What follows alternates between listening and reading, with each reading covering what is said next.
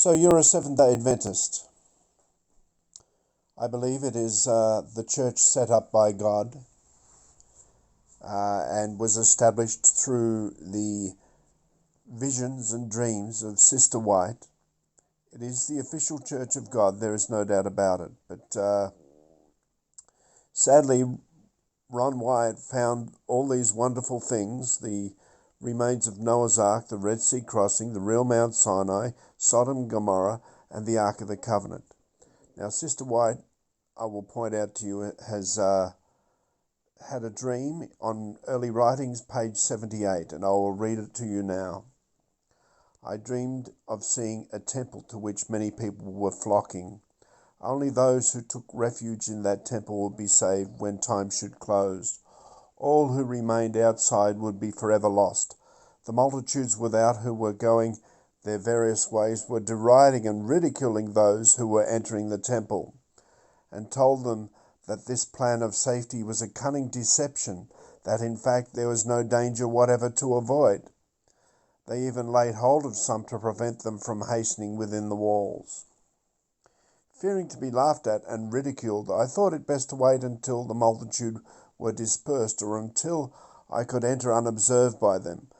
But the numbers increased, and instead of diminishing, and fearful of being too late, I hastily left my home and pressed through the crowd.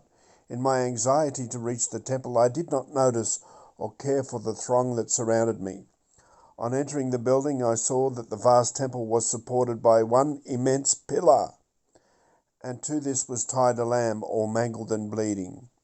We who were present seemed to know that this lamb had been torn and bruised on our account. All who entered the temple must come before it and confess their sins. Just before the Lamb were elevated seats upon which sat a company of people looking very happy. The light of heaven seemed to shine upon their faces, and they praised God and sang songs of glad thanksgiving that seemed to be like the music of angels.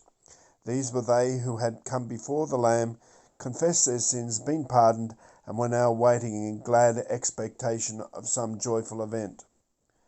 Even after having entered the building, a fear came over me and a sense of shame that I must humiliate myself before these people. But I seemed compelled to move forward and was slowly making my way around the pillar in order to face the Lamb when a trumpet sounded, the temple shook, shouts of triumph arose from the assembled saints, and an awful brightness illuminated the building. Then all was intense darkness. The happy people had disappeared with the brightness, and I was left alone in silent horror of night. I awoke in agony of mind and could hardly convince myself that I had been dreaming. It seemed to me that my doom was fixed, that the Spirit of the Lord had left me never to return. My despondency deepened, if that were possible. Now I'd just like to point out, with regard to this dream, some key things to interpret the dream. Firstly, we understand that Jesus is the Lamb all mangled and bleeding. Secondly, the immense pillar that the Lamb all mangled and bleeding was tied to, Sister White in her writings refers to the law of God as the foundation of his government.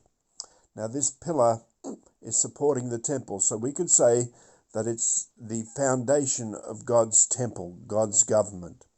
So I will give you a film clip now which shows you what we've been looking at.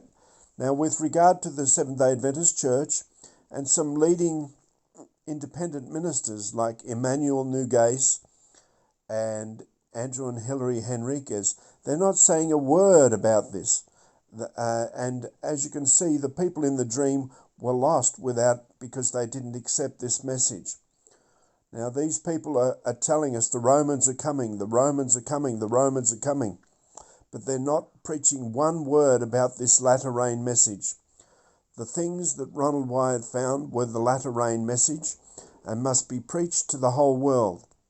So please, people, consider this and be very careful when listening to some of these ministers and the official Seventh-day Adventist church body, because they will lead you to perdition.